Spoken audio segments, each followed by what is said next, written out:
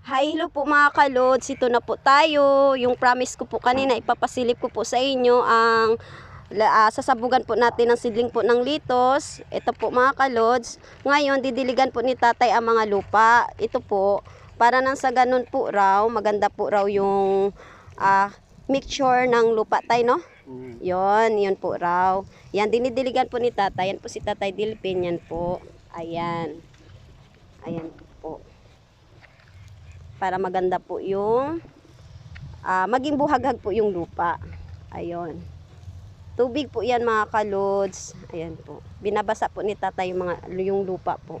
Ilang plat po ito sila? 1, 2, 3, 4, 5. 5 plat po ito. Tapos magdudugtong pa po kami doon sa kabila. Ayan po.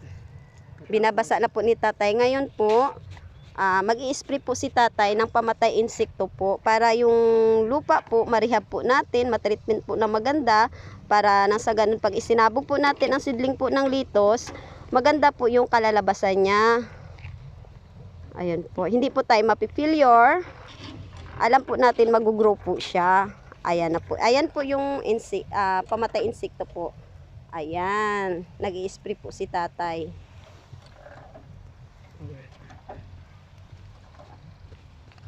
At kailangan po na talagang fix nyo po talaga yung lupa. Para nang sa ganun hindi kayo manghinayang po sa seedling na ilalagay nyo. Ayun.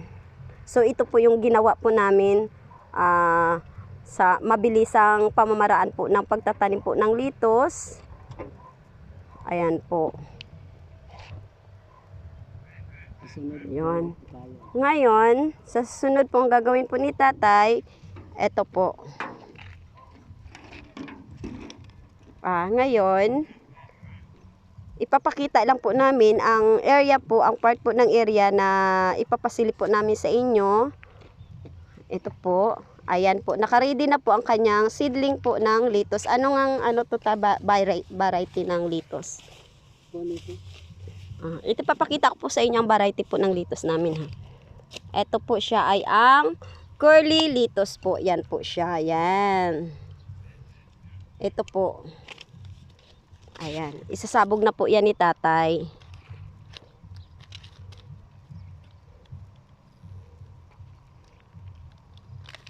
Ayan mga kaludes. Ito po karami ang laman po ng sachet po ng pinaglagyan po ng litos. Ganyan po karami. So ito po siya, mga 3 plat ito tayo, no?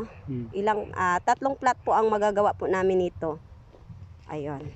So ipapakita po ni tatay. Yan. Yan po ang gagawin ni tatay. Yan.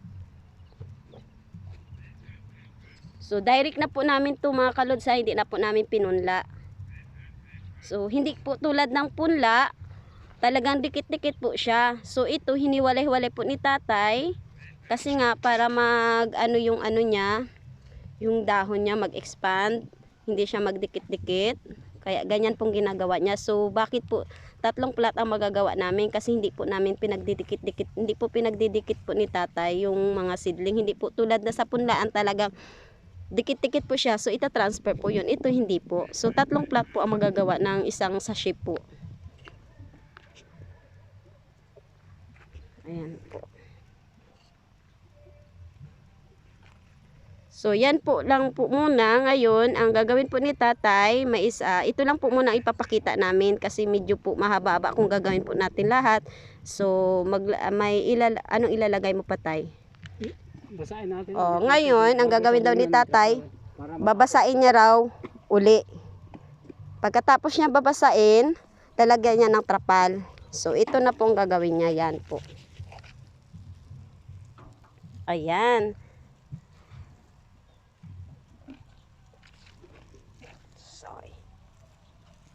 Mabilisang pamamaraan po yan. Ayan po, basang-basa po talaga ang lupa. Ngayon, kukunin niya po yung trapal kasi tatakpan niya po ng trapal. Ang purpose po, bakit lalagyan po siya ng trapal? Para nang sa ganon, magmi-mixture po siya sa ilalim. Ayun po yung seedling niya po. Ngayon, after 3 days po, pwede na po siyang buksan, titingnan po kung umusbong po siya. Pag nakita mo na pong umusbong na po yung seedling ng litos, pwede na pong tanggalin po yung trapal para nang sa ganon, yung umaaksyon na po siya sa pagtubo po yung litos, hindi po siya mabigatan po sa bigat po ng trapal. So ito na po, tinatakpan na po ni tatay yan. So, ngayon, ito lang po yung part na ipapakita po namin sa inyo kasi gagawin na po ni tatay yung 3 plat po. So, ayan po ang idea po namin. So, sa sunod po ay ipapasilip ko po sa inyo yung after 3 days may papasilip ko po sa inyo kung ano po yung mangyayari po. Sige po mga kalods, bye-bye. Salamat po sa panonood. Salamat po sa pagsilip sa mga videos ko po. Salamat po, bye-bye.